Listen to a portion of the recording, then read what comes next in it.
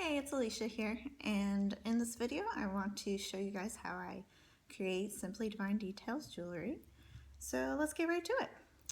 Okay, so I start out first with my watercolor paper. If you don't know anything about watercolor paper, it comes in different weights. One of the thickest weights you can get is 300 pounds. So that's what I use. It's hard to tell in the video, but it's very thick and it's wonderful to work with. So I will buy this in a big sheet. It's like 20 by 30, and then I'll cut out little portions of it for exactly what I need for the project I'm working on. So I start out by plotting out what I need to make.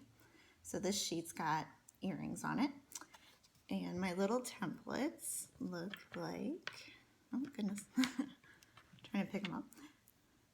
I made little templates that I use for plotting out the jewelry pieces. And of course I've got bigger ones for necklaces too. So after we plot out the jewelry that we want to make, I will then go ahead and sketch in my detailed paintings if I'm doing detailed paintings, or if I'm doing abstracts, I'll, do washes and the paints. And it will look something like this when I finish the little paintings. Okay, so next we get our glass pieces together that we're going to use on the little paintings. I have a couple of boxes of glass that I go through. I have to kind of sort through them and check them over to make sure there's no chips or cracks or anything in the little pieces. I buy them already made and calibrated to the size that I need, so they're very consistent, which is wonderful. So normally I would go through and find all the pieces that I need for the sheet that I'm working on. I'd have them all laid out there and ready to go, and then kind of move them out of the way. And then I use a 1-part resin that kind of works like a glue to glue the glass piece to the painting. And it's crystal clear, and when it's dry it hardens really well to the paper and the glass and kind of archives the little painting in there. There are a lot of other ways to do resin jewelry, like using a 2-part resin where you have to mix like 2 different kinds of resins together and you have to be really precise or else it won't harden correctly. I screw it up every time. So this option is a lot better for me, and I like the way the glass looks on top better anyway. So it's a win-win. This is the resin that I use. It comes in a big bottle like this, and I put it in a smaller bottle like this. That's easy to put on the paper. Okay, so next we will put a little dab of the resin onto the painting. I'll usually do a couple at a time, like a row of them at a time. And kind of smooth it out and make sure there's no bubbles happening with the resin, because if the resin dries with a bubble in there, it pretty much ruins it. I have ruined so many little paintings because of bubbles. It's terrible. Oops. And then I will go ahead and put a layer of the resin onto the glass piece as well, and carefully lay it down onto the little painting.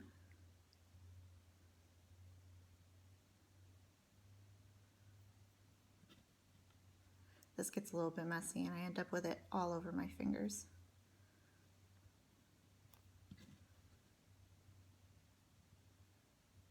But that's okay. Alrighty. So I will repeat that step on the whole sheet.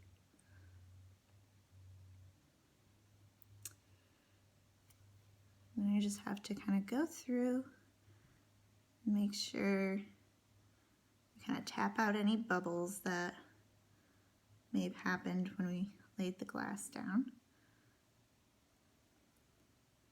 Sometimes the bubbles are unavoidable and I end up tossing a few pieces because they have big bubbles in there. All right, so after I finish getting all the glass pieces set, this sheet needs to sit on a flat surface. I usually weigh it down pretty well too, so it doesn't move or the paper doesn't warp or anything like that. So I'll use heavy weighted objects like that. And this needs to sit here for at least 8 hours. 24 is good, but 8 hours will do the trick if I'm in a hurry. Okay, so after the resin and the glass is all set,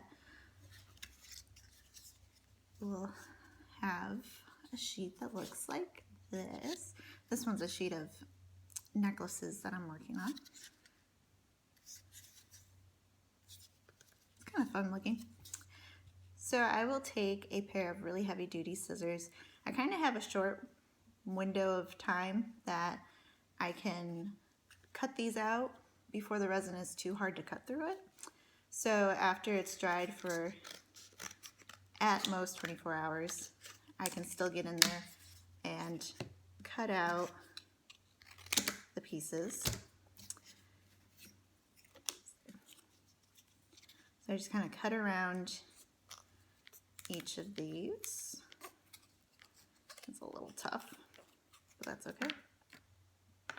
There have been times where I left them way too long and it was like close to impossible to get them cut out. So cut them out like this, and then I will go in there and I will clean up any resin that's on the edges. I find that a really good way to do that is to use something like an acetone that takes everything off of glass. So yeah, so that part. And I will go ahead and do that with all of these. And when it's all clean, it will look like this.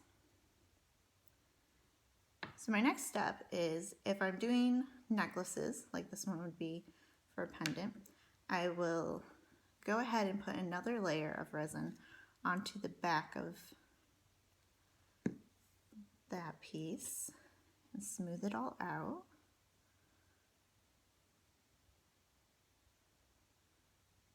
Put a little more resin on there than I meant to. That's okay though.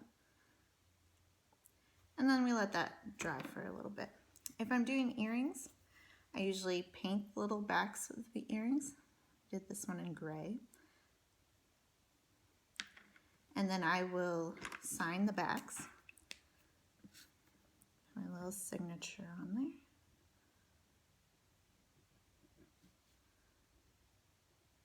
there. Oops.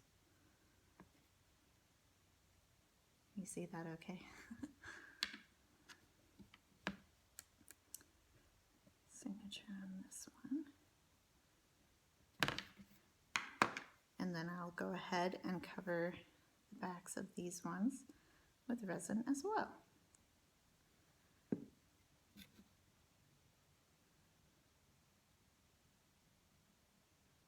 And I make sure to get the edges of the paper too, like really close to the glass there.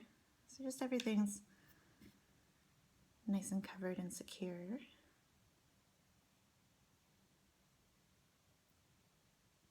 Alrighty, and then we let those dry.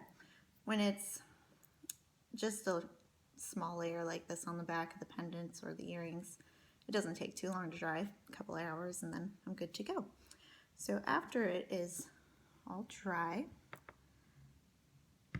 it's not easy to see it in the video there, but there's a layer of shiny resin there. I will then take the pendant that I'm gonna put that in.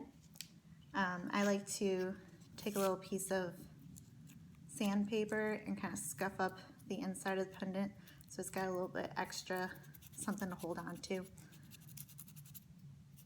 for the glue. Alright, and then I'm going to use the resin again as a glue to secure the little painting in there. Doesn't take very much. Put a little dot in there. Make sure it's exactly where I want it to be. Press it down a little bit. And voila. So this will have to dry for a couple hours as well. So while it's drying, I would go ahead and cut the chain for the necklace.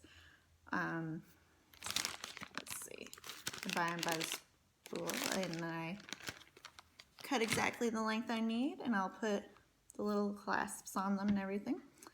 And I'll also make a card for the piece to hang on too. So I hand paint the cards as well. And here's one for a pair of earrings. So yeah, and with the earrings, of course, instead of putting them into a pendant, I put a little earring bail on the back. I use the resin again to glue that there.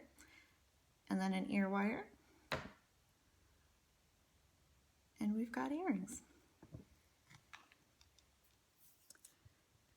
So there you have it. That's the whole process. It is a little bit time consuming, and parts of it is a little tedious, like removing excess resin. But overall, it's a really fun process, and I really enjoy doing it. And I hope you enjoyed watching this video.